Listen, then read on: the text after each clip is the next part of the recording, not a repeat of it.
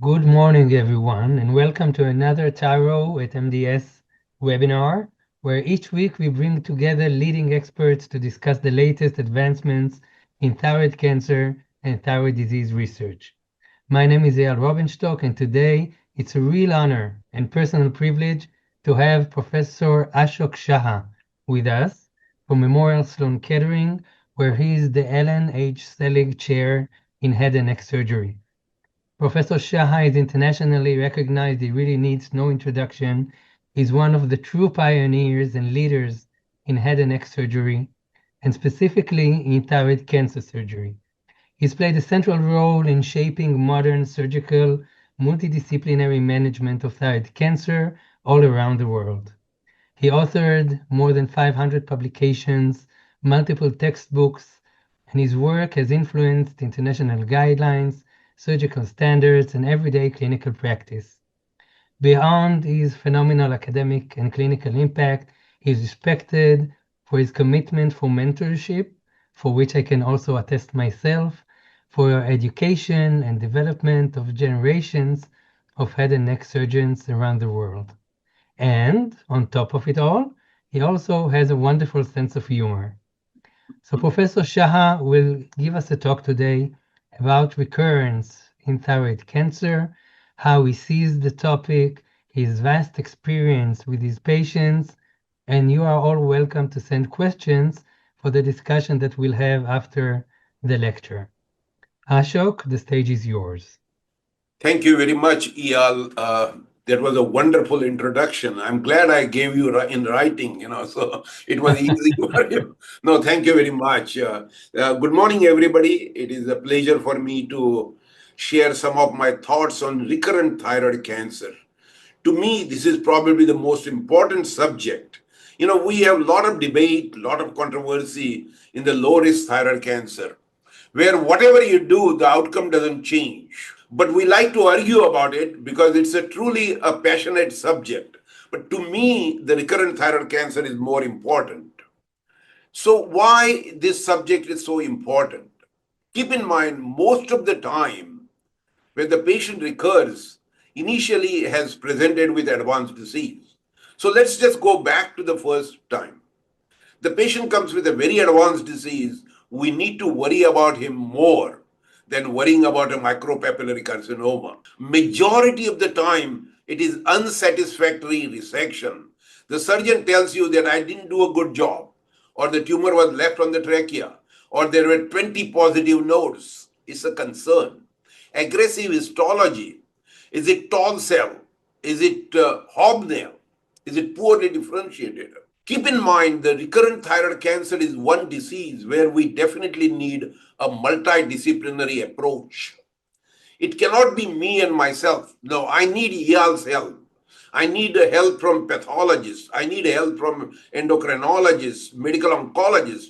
The entire field of thyroid cancer has revolutionized in last decade with the understanding of the molecular markers, number one, and number two, involvement of our medical oncologists. At Memorial, we have a whole separate branch of head and neck medical oncology dedicated to thyroid only. Believe it or not, we have got 4 outstanding medical oncologists dedicated only to thyroid cancer. So this is one disease where we really need multidisciplinary approach. Whatever surgical procedure you do, there is a high risk of recurrence and poor salvage. Keep in mind, there is increased complications of the surgery. And the last but most important, this is the first time we start talking about mortality. We rarely talk about mortality when the patient comes in our office with thyroid cancer. Most of those are low risk. But when the patient comes with recurrent thyroid cancer, we start talking about mortality. Now, this was a very nice paper that was published in Thyroid. What is the risk of recurrence? Let's go back. In the low risk group, the risk of recurrence is very small, only 5%. Where can it recur? Most of the time, it can recur on the thyroid bed, very rare, but the lymph nodes. The intermediate risk group, which the ATA defined as aggressive histology, minor extrathyroidal extension, more than 5 lymph nodes, the risk of recurrence is 20%, somewhat concerning. But in the high risk group, the risk of recurrence is 50%. And what we need to define when we see the patient first time is, does the patient belong to low, intermediate, or high risk? If he's high risk, we need to be extremely careful where he is likely to recur. Gross extrathyroidal extension, lymph nodes more than 3 centimeter. I think we learned this after a lot of investigations and writing from Japan, that the nodal disease, which is more than 3 centimeters, is of concern. Multiple positive nodes, very concerning. Now, there is a paradigm shift in the detection of recurrent thyroid cancer. In the olden days, during my training, there was only one way. I examined the patient once a year. I palpated the neck. Everything was fine. They were happy. I was happy. Life went on very well. But now, before we do anything, they get radioactive iodine scan, they get CT, MRI. Thyroglobulin is a very important investigation, which we never had a decade back. Ultrasound and ultrasound guided fine needle biopsy is very important. The PET scan is really very, very critical in high risk or high grade tumors, aggressive histology. If it is hobnail, it is poorly differentiated. The PET scan is very important. And the last thing, which is very critical, is response to therapy. I think that's very important. Now, Dr. Tuttle, myself, and the whole team at Memorial came up with this, what we call as response to therapy definitions. What is the excellent response? There is no clinical, no biochemical or structural disease. What is biochemically incomplete response? Abnormal thyroglobulin. Now, this is very important. Structurally incomplete response. That means there is either persistent disease or new loco-regional disease.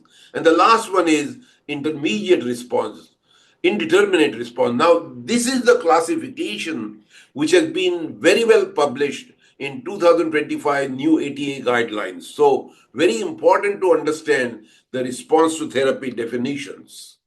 Now, I always like to classify anything in the academic life. So let's look at the recurrent thyroid cancer more critically. It can be local recurrence, which will be in the thyroid bed. It can be nodal recurrence, or it can be distant metastatic disease to the lungs, brain, and bones. Now, this is not enough.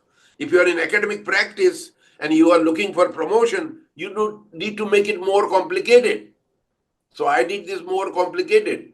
Let's look at the recurrent disease, central compartment recurrence, which will be either in the thyroid bed, which is not a real problem.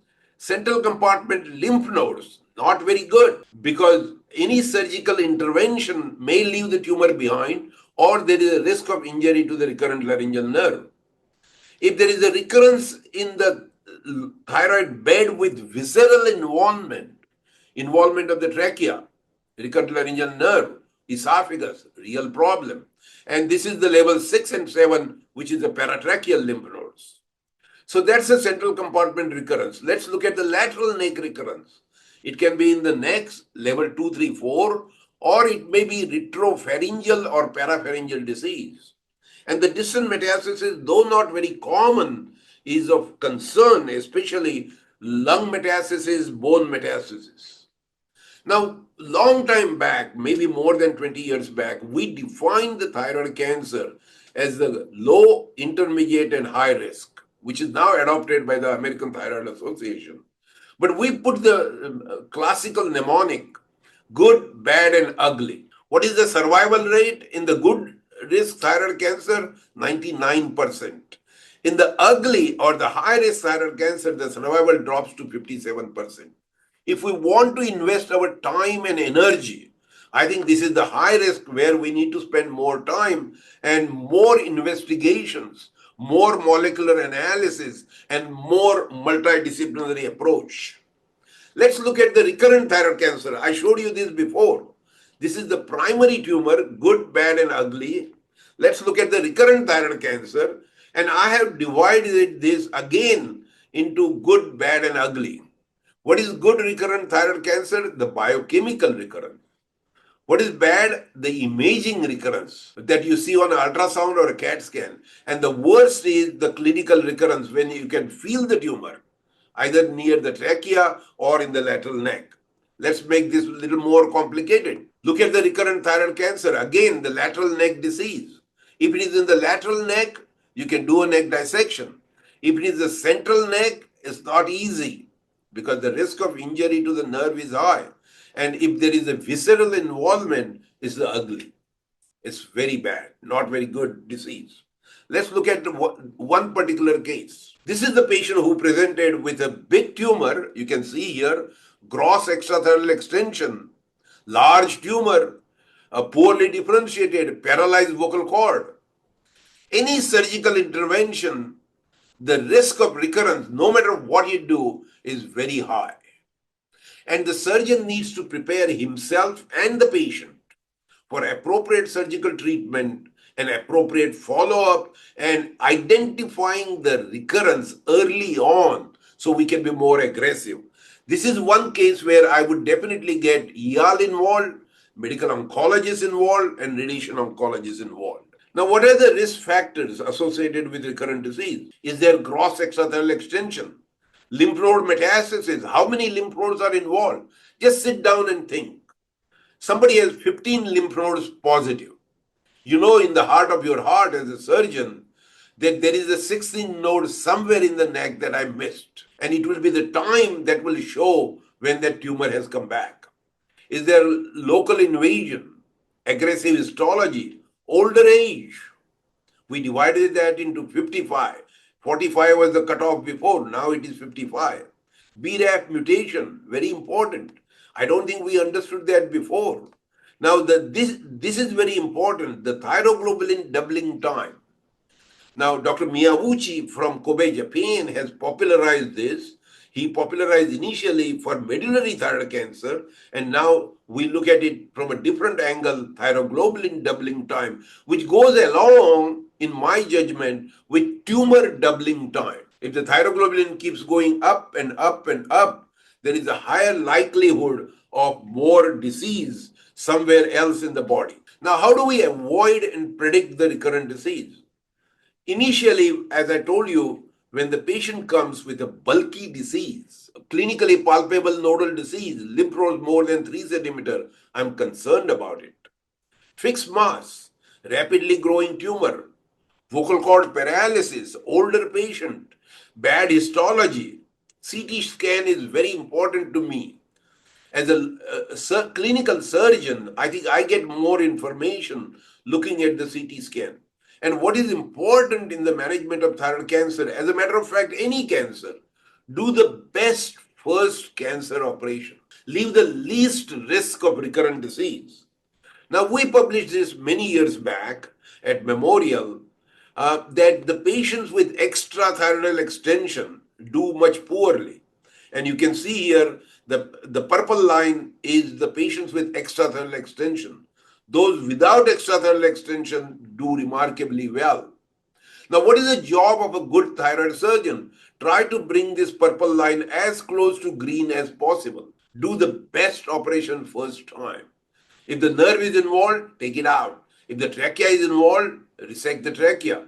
If the esophagus is involved, take the esophageal musculature. So in other words, do the best cancer operation first time. I'm just going to show you this particular example. This is a patient with a big tumor, poorly differentiated, hobnail type, and you can see here gross extracellular extension. This patient is not going to do well, no matter what surgical procedure you do, what treatment you do. And we need to keep this in mind right from the beginning. Now, what are the principles of surgical management? Understand the biology. What is the time of recurrence? If the recurrence has happened in the neck nodes in 6 months, deep in your heart, you know this was a disease that was present before the first operation. If the recurrence has been in the central compartment on the trachea in 3 years, that's not very good. So the time of recurrence is very important. Review the pathology, what type of papillary cancer it is. Review the extent of the disease. Evaluate the vocal cord function. Now, very important, be prepared to do whatever you have to do in the operating room. And it is not uncommon that we get surprises in the operating room. Tumor stuck to the trachea, involving the nerve, or all around the nerve. Now, very important, there is one principle, primum non nocere. First, do no harm. And the last, which is very important, let the punishment fit the crime. And I'm going to add one more. Observation is not a bad approach. Just like we observe the papillary microcarcinoma, if the recurrent tumor is small, there's nothing wrong in observing it. I'll show you some data from our moderator, Dr. Robenstock, published when he was here at Memorial in next few minutes. Now, if there is a small recurrence, you don't need to jump in. You can observe and see what happens. Remember, these recurrences occur over a period of time, and they may remain quiescent for quite some time. What is the location of the recurrent disease? Very important. Is it technically difficult to remove? If it is deep in the superior mediastinum, the risk of nerve injury is very high. Observation is a good choice. Let the treatment not be worse than the disease. And what is important here is, and this is my personal observation, there is a disconnect between the previous physicians and the patient. Patient may have been treated somewhere else. Good endocrinologist, good surgeon, but now has recurred. He sees the ultrasound report, calls my office, doesn't talk to the previous physicians because he's upset about it. But we need to prepare the patient in advance that, look, the risk of recurrence is very high because you are presented with very advanced disease. Now, very important, especially in the lymph nodes in the neck, as I told you, if there are 15 positive nodes, there is a 16th. Keep in mind there is a 17th and there is a 18th lymph node. Don't be in a rush to operate on the 1 or 2 lymph nodes, especially if they are below 1 centimeter. As a matter of fact, we don't do the needle biopsy of a recurrent lymph node if it is below 1 centimeter because I'm not going to operate. Avoid second, third, and fourth operation. Do one consolidated operation. Don't be shy. Observe the patient. See what happens in 1 year, 6 months. If the tumor increases in size or more lymph nodes come, then I would definitely operate on the patient. Keep in mind, I'm just going to summarize the surgical approach. There is an altered anatomy after the first operation. So be very careful when you operate on these patients because everything is distorted. The trachea is distorted, the carotid artery is distorted, jugular vein is distorted. There's a lot of scarring and fibrosis. The one area where we don't pay much attention is the region in the right paraesophageal area. The Japanese and Korean have described this as a right paraesophageal recurrent disease. It is the space behind and lateral to the recurrent laryngeal nerve. On the right side, the recurrent laryngeal nerve divides the TE groove in the medial and lateral aspect. And the tumor generally recurs in the lateral aspect where the risk of injuring the esophagus is very high. So be very careful about it. This is the region that we have to be very careful. Where do we miss the nodal disease when we do the first operation? Level 6 and level 7 behind the right recurrent laryngeal nerve. Retrocarotid, because we are scared to go there. We are worried about injuring the vagus, recurrent laryngeal nerve, or the lymphatic channels. High near the jugular digastric, we may miss the disease. Level 5 nodes near the trapezius. And not uncommonly, if you have not done good imaging, retropharyngeal and parapharyngeal disease. We miss it. So CT scan is very important, especially for locally advanced disease, to get a better idea about the primary tumor and the lymph nodes in the neck. I just want to show you this example. This is a patient with a recurrent tumor on the thyroid cartilage, laryngeal involvement. Can we do a partial laryngectomy? Absolutely yes. And these are the specialized surgical procedures. Should be referred to the center of excellence with the involvement of a senior surgeon, a medical oncologist, and as I mentioned, radiation oncologist. Occasionally, you may have to do partial laryngectomy. Total laryngectomy is extremely rare. We don't do that very often, maybe 1 or 2 cases a year at Memorial. but sometimes you may have to do it. People always look at the total laryngectomy as a mutilating operation. I want to revise it. It's not a mutilating operation. It's a right operation for mutilating disease. And we have had several patients with total laryngectomy for locally advanced thyroid cancer who are living happy life. And you can do the voice rehabilitation on them down the road. Occasionally, you may require sternotomy, and this is more likely for medullary thyroid cancer. When the medullary thyroid cancer patients recur, either they recur into the lateral neck or in the superior and mid-mediastinum, not uncommon. So there may be bulky disease there. What do we do about management? Assess all the sites, see the progression of the disease. And what is important, which we always miss in management of thyroid cancer, understand the biology of the disease, the aggressiveness of the disease, and avoid functional loss. Quality of life to me is very, very important. And that's where the multidisciplinary team comes. This is a famous slide. All of you probably have seen this.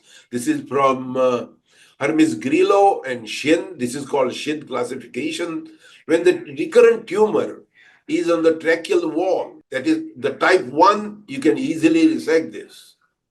Type 2, you may have to take a portion of the tracheal wall. Type 3 and 4 are the worst. This is the worst. Patient can bleed to death when the tumor is fungating inside the trachea.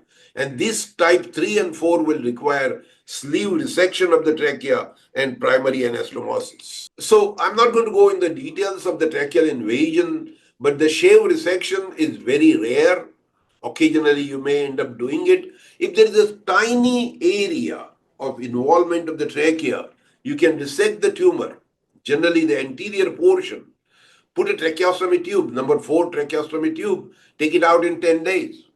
This is one of the techniques that we have to have in our armamentarium. A big surprise in the operating room. Tumor is stuck to the anterior wall of the trachea. That is more common in ischemic tumor, so be prepared for that. If patient presents with one paralyzed vocal cord, that's a real problem. Because you do something on the other side and either have a temporary paralysis or permanent paralysis on the other side of the vocal cord, patient will have airway problem. Very difficult to handle those situations, and be prepared for that in advance and inform the patient accordingly. Let's look at the nodal disease and the recurrent nodal disease. You can divide that into the low risk group and the high risk group. Again, what is the low risk group? Less than 5 lymph nodes, small lymph nodes. What is the high risk? Bulky nodal disease, more than 5 lymph nodes, or the lymph nodes are more than 3 centimeter, or there is gross extranodal extension. Remember, the entire approach to thyroid cancer has changed now because we are using more and more technology. Now, if you look at the recurrent thyroid cancer, is it a scientific reality or is it an iatrogenic problem? Have we created this problem? Probably yes.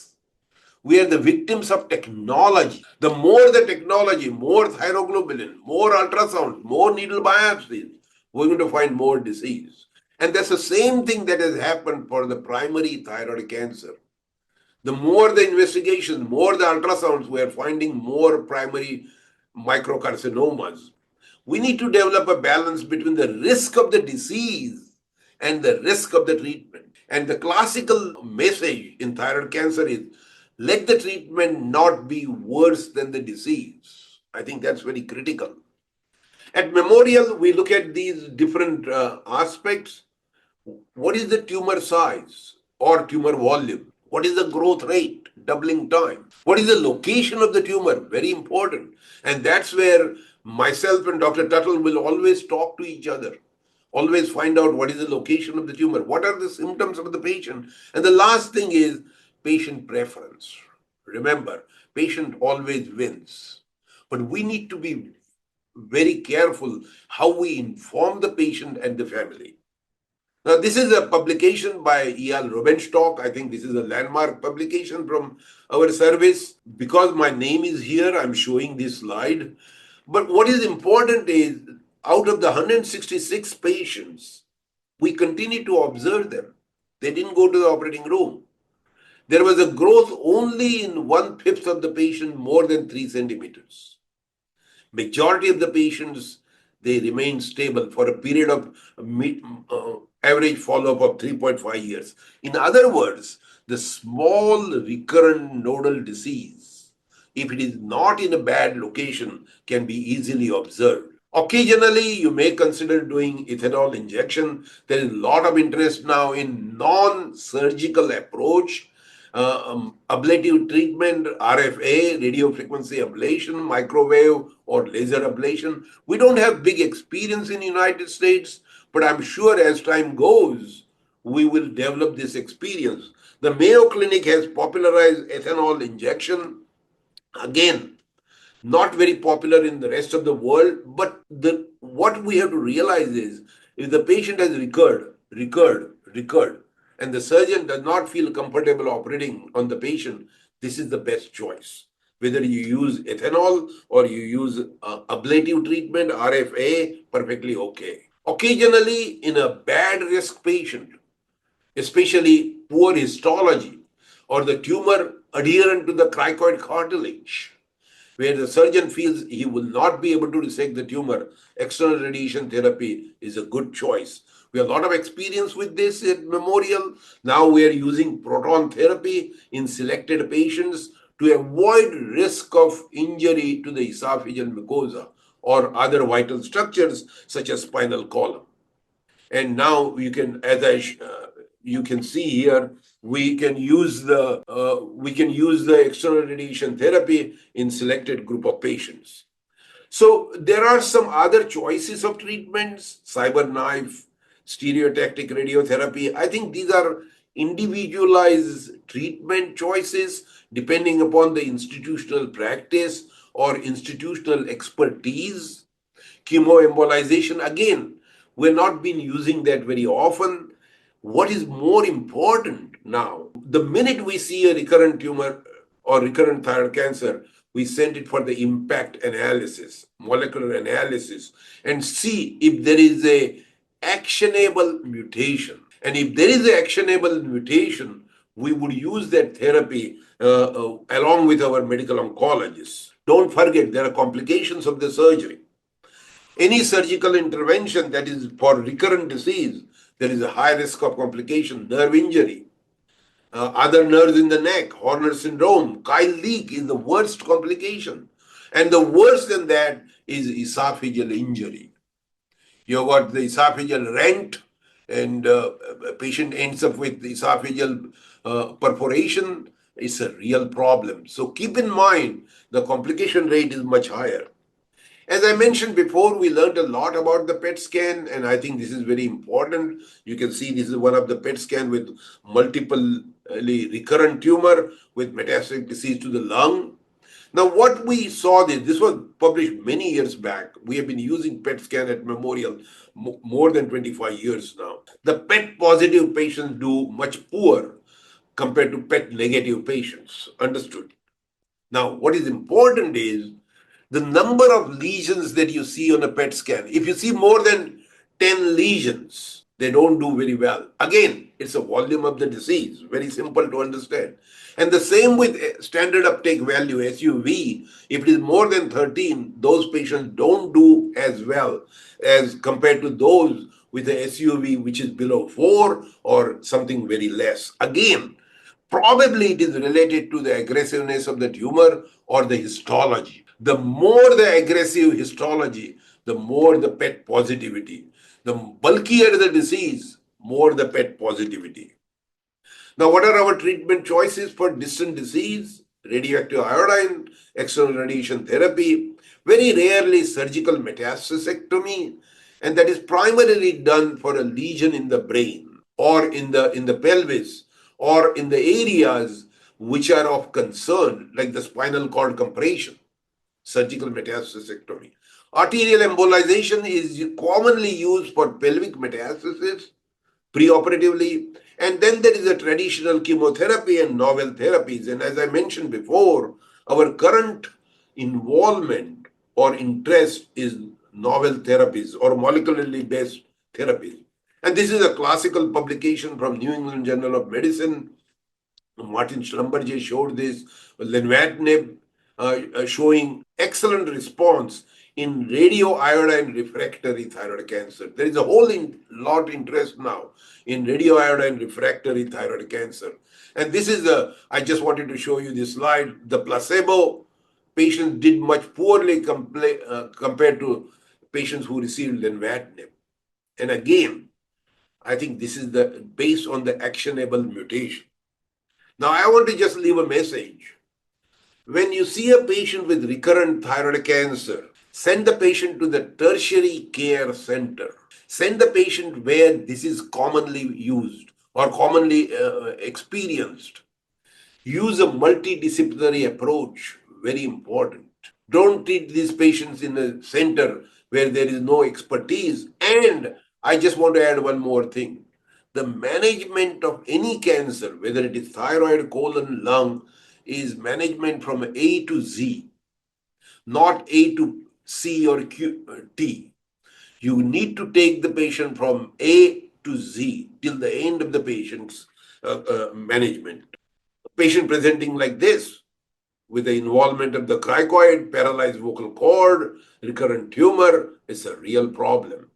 And that's why I always say, don't jump in the lion's cage if you don't know how to get out of it. Look at the recurrent thyroid cancer as a lion's cage. Don't jump in it. Don't start doing something little bit here, little bit there. You're not going to help the patient. And I just want to leave a message. When you deal with recurrent thyroid cancer, very important, don't miss the boat. Follow the patient very carefully. Luckily, at Memorial, we work with Dr. Tuttle. I think he's our senior endocrinologist. And we talk to each other all the time. I don't think we talk about anything else, but we will always talk what happened to this, and we will look at the CT scan together to see which patients require urgent intervention or not. It is not uncommon. He's monitoring the patient, and I'll say, no, Mike, I think we should consider surgery. And we'll repeat the CT scan in 3 months. There is a slight increase in the disease. We'll definitely operate on the patient. Now, I just want to leave a message with you. The good physician treats the disease, but the great physician treats the patient who has the disease. This is the principle of management of recurrent thyroid cancer. And I just want to leave a philosophical slide. There is an evolution of the surgeon. The first 10 years you learn how to operate. The next 10 years you learn when to operate. And the last 10 years are the most important, when not to operate. And I think the recurrent thyroid cancer, which is in the lateral neck, 1 centimeter, there's no need to operate. Just monitor the patient. If and when there is a bulky, major increase, yes, consider surgery.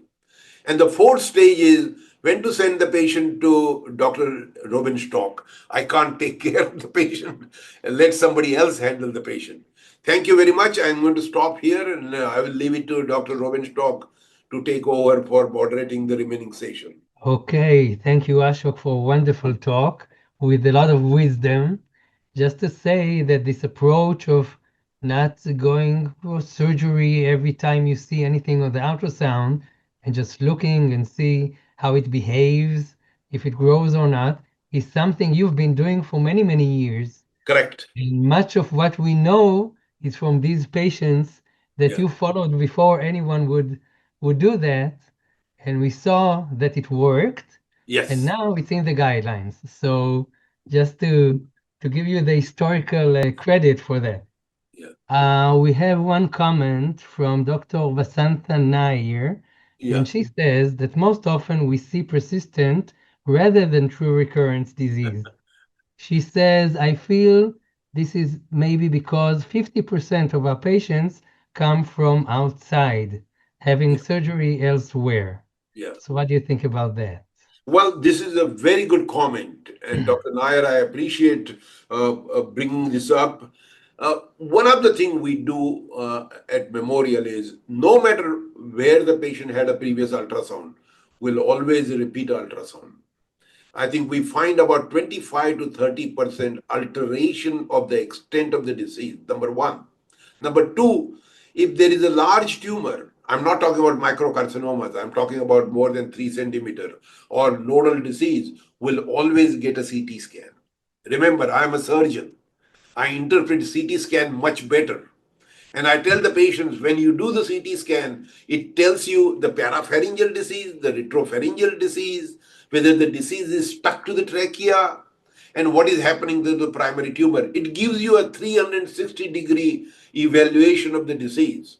Now, as I mentioned before, when it comes to nodal disease, majority of the time, it is a persistent disease. We know this tumor takes many months to grow. Suppose somebody has an operation 6 months back and now comes with a palpable nodal disease. You know this disease was there before because it takes a number of years to grow. Unfortunately, we can't do anything about it because the previous surgeon didn't do the full evaluation. So in your shop, always do the full evaluation. Great. So I want to take some of the concepts that you described Yeah, and take them down to earth to our clinical practice. yeah, The ATA guidelines says that if we have recurrence in the central neck, the threshold for FNA is 8 millimeters. yeah. In the lateral neck, 1 centimeter. How do you practice these thresholds? Do you look at the size?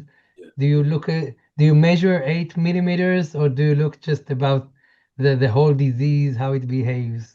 Yeah, that's an excellent clinical question. And I think, there is no golden rule for 8 millimeter or 10 millimeter. What we look for is number one, the location. Number two, trending. Suppose it was 5 millimeter 6 months back and now it is 9 millimeter. I'm concerned about it. I'll tell the patient that, look, I'm going to repeat the ultrasound in 6 months. From 9, it is 12. I'm going to operate on you. The last thing, which is very important, which I didn't mention in my talk, and I'm glad, Eyal, you brought it up. Can the surgeon find the recurrent disease? We have several patients we operated, did the neck dissection, did the paratracheal clearance, couldn't find the disease. The final pathology report came back. There are 20 lymph nodes, none of them show cancer. So what is too small? Anything below 8 millimeters, 7 millimeter is too small. Anything you may not be able to palpate at the time of surgery, that is too small. I wouldn't be in a rush to operate. And that's where I want to add, as a surgeon, the CAT scan helps us. The ultrasound is a good investigation, but remember, when you do the ultrasound, you rely more on the ultrasonographic technician and the attending. When you do the CT scan, you look at the disease. Is it stuck to the trachea? Is it likely to involve the recurrent laryngeal nerve in next few months? I would operate on the patient. Yes. I would take, 8 to 9 millimeter as a cutoff for technically feasible or not possible. Okay. Now, if you have a recurrence and exactly the same scenario, in Yeah, one case you know it is BRAF positive, right. the other one you know it's BRAF negative. The Yeah, patient was treated with yeah, radioiodine. right. Do you see these mutations as something that guide your decision whether to go to surgery or not? That's an excellent question. Not today. The answer is very simple. Not today. We still use the other parameters, extent of the disease, the rapidity of growth, the duration, etc., and the surgical feasibility. Does the surgeon feel I can do a good operation? I can remove the disease very well. Then I would operate. The BRAF itself is not going to make a decision. As a matter of fact, the people with BRAF positivity, the radioactive iodine does not work as much. So we may consider surgery at an opportune time. I think that's the most important word. Find the right time and don't be in a rush to operate on day one. And it is not uncommon. We see patients from outside. They do the ultrasound. The report comes. There is a suspicious 8 millimeter, 7 millimeter node in the paratracheal area. And the patient comes to us. And the only thing patient wants is, I want that disease removed. And it is not uncommon that you get pushed into doing the surgery. You can't find the disease. And you have hurt the nerve. Very bad. No, not a very good choice. Okay, let's say the same patient has Yeah, an 8 millimeter central neck lesion. Yeah, One scenario that you already did a central neck dissection. yeah, The other scenario, you haven't done yeah, central neck dissection before. yeah. So how does it affect your approach? It doesn't change much, except I know if I already done a central neck dissection, this disease may be deep in the superior mediastinum. That is number one. It may be adherent to the recurrent laryngeal nerve. And if I already done the central neck dissection, means it's not a virgin plane. There may be much more scarring. So those are the things that I keep in mind. If, let's say, I have not done a central neck dissection, I wouldn't be in a rush to operate. Because what you see may be the tip of the iceberg. There may be more disease that you will find at the time of surgery. So I would monitor the patient. Remember, nothing is going to go wrong by repeating ultrasound or imaging studies in 3 months or 6 months. If the trending is there is an increase in the size, then I would operate. Okay. There's a question from Marcelo Semudio. Yeah. Hello, Dr. Ashok. Would thyroglobulin or anti-TPO, maybe anti-thyroglobulin levels, may be better in thyroid resection? For example, low thyroglobulin, high anti-TPO levels, Yeah. or maybe anti-thyroglobulin levels. If you have high antibodies, how would it affect your Yeah, decision making? the it is not uncommon that we now follow thyroid antibodies for recurrence. I think you know it better than anybody else, Eyal, and you may want to expand on that. But does it really change? I tell you when it changes. The thyroglobulin is 2 today, and next month it is 20, and the following month it is 200. I'm concerned about it. I'm concerned about the local recurrent disease, and I'm concerned if there is a distant disease. Does it help me to make a decision about surgery? Probably not. Am I going to put in the equation? Yes. It's a part of the puzzle, but doesn't solve the entire puzzle. Maybe you Yeah, can many expand on times. that, Eyal.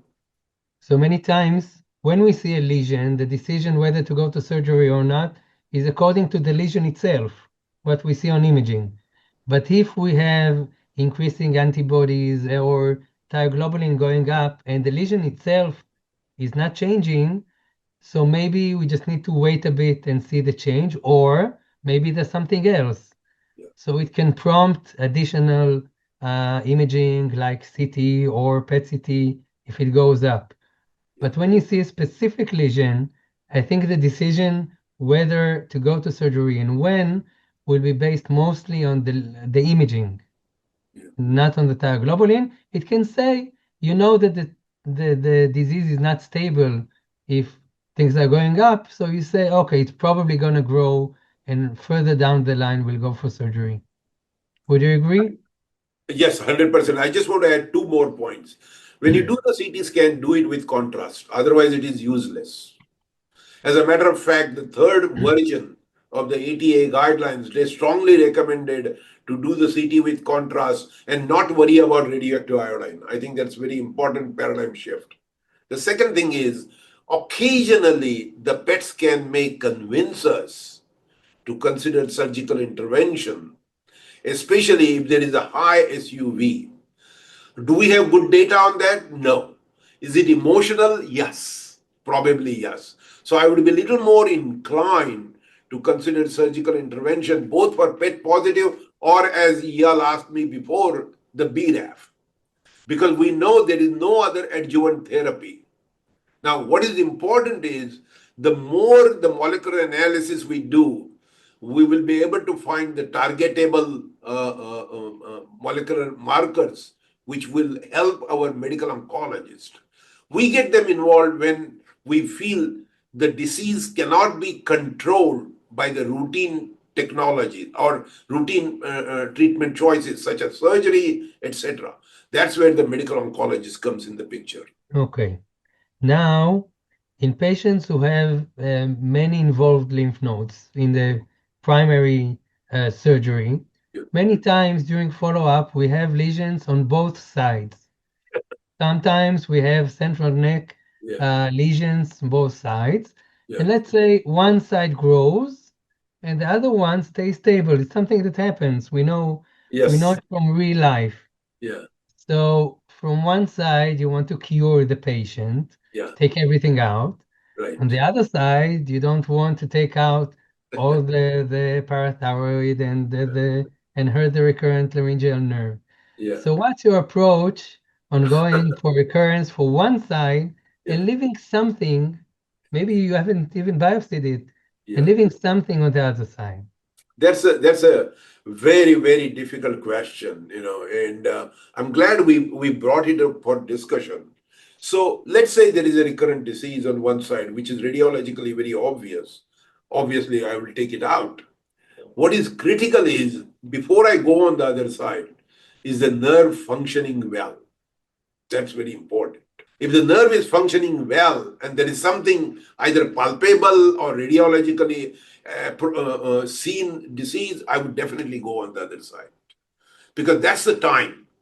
The more you wait, the more risky the surgery is going to be. So if there is anything suspicious on the other side, I'll prepare the patient, I'll prepare myself, do this case first in the morning, not at 6 o'clock at night, and do the best job. Tell the patients that I'm going to go on the side of the disease first. If the nerve is, if we lose the signal, I won't go on the other side because losing the signal on both sides is an airway problem.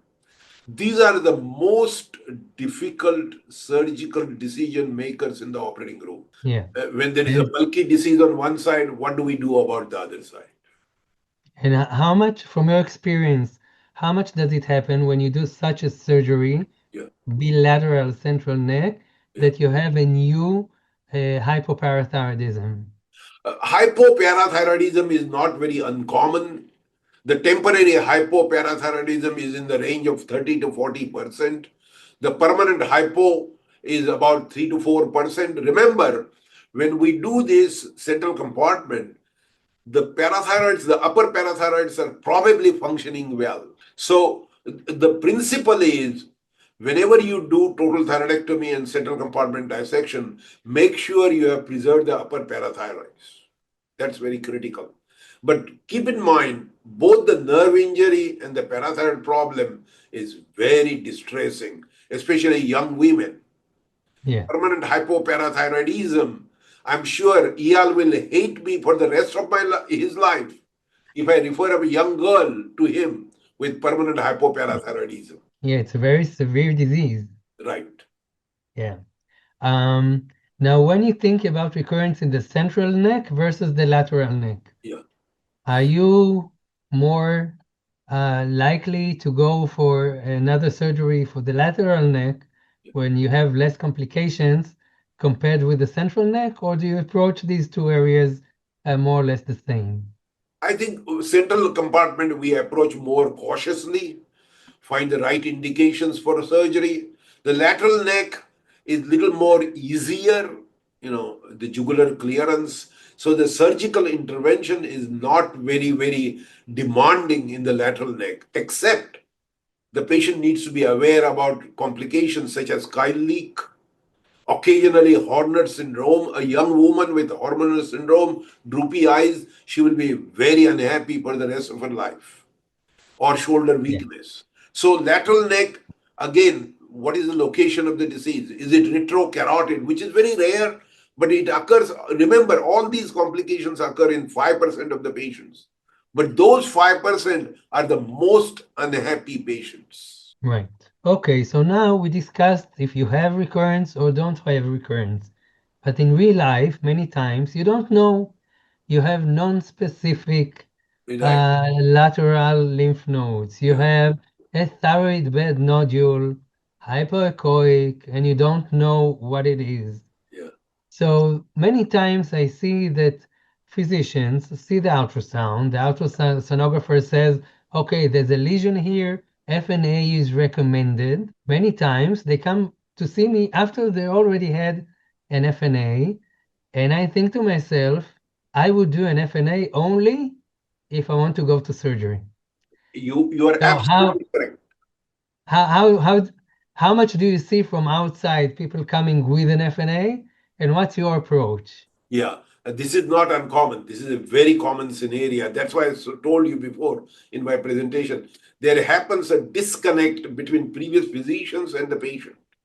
The patient sees the report, FNA recommended by the sonographer, goes to the sonographer, gets a FNA. FNA is atypical or non-diagnostic because there is a thyroid tissue, normal thyroid tissue. As a surgeon, you need to understand this. And these are the patients where there is no need to rush into surgery. Because remember, the surgery, you may not be able to find the disease. If it is a benign thyroid tissue, you didn't help the patient, you hurt the patient more, there's more scarring. So it takes a long time to convince the patient. Yes, you came for concern about recurrent disease, but we have a team of people here. It's not me alone. I need to get our endocrinologists involved. And when they get an opinion from a tertiary care center that these people see this every day and they are very comfortable monitoring me, I think they understand. And tell them initially that I'll repeat ultrasound in 4 months. Don't tell them 1 year. They get very upset about it. 4 months, 6 months. And when they see the next report, stable paratracheal disease or stable nodularity in the thyroid bed, they feel very comfortable. And now Yeah. remember, the entire management of every tumor has changed because the patients get the report through portals before we see them. They get the message on their iPhone, the report is ready at 10 o'clock at night. And then you get a call at 10:30. What do I do? And you just say, it's okay, we'll talk to you tomorrow. I'll have a video consultation with you. I think it's a very important point that you say you're going to do an ultrasound in 4 months, not because you necessarily need it in 4 months, Right, but the patient needs it in right. 4 months. Yeah, So sometimes we do ultrasounds more than we think that's necessary, just to make the whole system yeah. uh, relaxed and show that everything is stable, right? Yes. I think also at that time we convince the patient that look, now you are at Memorial at a tertiary care center. We have a whole team of people. We have a surgeon, we have endocrinologists, and we'll get everybody involved in this. So the patient knows that this is where I'm going to be taking care for the rest of my life. Yeah. So the last topic I want to raise Yeah. is cases where we have neck recurrences in patients who have distant metastasis. And sometimes we see patients who have distant disease, mostly in the lungs, which is stable in the lungs, but we have recurrence in the neck. Yeah. How does it impact the way you think about the patient? Because you're not going to cure the Yeah. patient. Yes. So how do you think about that? That's a very, very good question. And this used to be one of the commonest question in the olden days for medullary thyroid cancer, that your calcitonin is going up, you have got liver mets or the lung mets, and there is a recurrent disease. What do we do? Our general philosophy is if the distant disease is mini volume, is unlikely to kill the patient in next few years, I would definitely handle the neck disease. Because if you don't take care of the neck disease, it's going to invade the trachea, it's going to invade the esophagus, and the quality of life will change. Now, suppose somebody has massive bone disease, and the average survival of that patient is 2 years. I would monitor the neck disease. In 6 months, it doubles in size, then I'll operate. What we're trying to do is trying to develop the best treatment approach for the patient based on the longevity of his life. And we expect that this patient is going to live longer than the treating physicians. That's our expectation. But if we see bulky disease, which is rapidly growing, and that's where I think the thyroglobulin doubling time is important, or what I call the tumor doubling time. I think that is very important. I think one of our attending, Mona Sabra, wrote a paper on tumor doubling time of the lung metastasis. And if it Yeah. shows that there is a bulky disease, especially in the paratracheal parahilar region, and we know this patient is more likely to have problems with the lung disease, and the neck disease is not against the trachea, a lateral neck node or level 2, 3 node, I wouldn't be in a rush to operate. But that's a calculated decision, and it needs to come based on the experience of the surgeon and the endocrinologist. And now Luckily, we have got medical oncologists, they are actively involved in this, especially the molecular markers, the impact studies, and they will be able to tell. We have several patients where the recurrent disease is handled by them, and we Yeah. just continue to monitor as a group and see whether we are missing the window of opportunity of surgery. Okay, Ashok, this was a wonderful lecture and a fascinating discussion. Thank you so much. I would remind everyone about our Voices of Wisdom, which you can find on Spotify and Apple Podcasts.